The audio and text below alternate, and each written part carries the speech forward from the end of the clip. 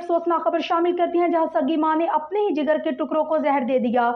घर में भूख और अफलास ने डेरे जमा लिए थे। मोहम्मद यूनुस मेहर की रिपोर्ट। मंडी बहाउद्दीन चकराइब के रहायशी तोकीर अहमद की बीवी महफूज ने घर में बिजली राशन न होने की वजह से फोन पर शोहर से झगड़ा किया कि खर्चा बेचो, 10,000 रुपये बिजली का बिल आया है।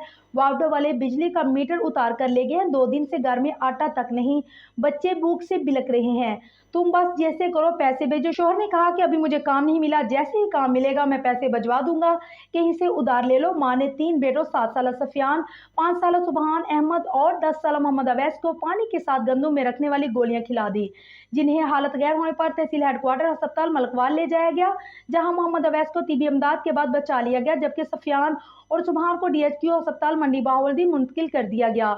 लेकिन वहां से भी उनकी हालत तशवीशनाक होने के बाद लाहौर रेफर कर दिया गया, मगर वो जानबर ना हो सके। पुलिस थाना मलकवाल ने मुलजमा को गिरफ्तार करके नाशे पोस्टमार्टम के लिए THQ अस्पताल मुंतकिल कर दी हैं।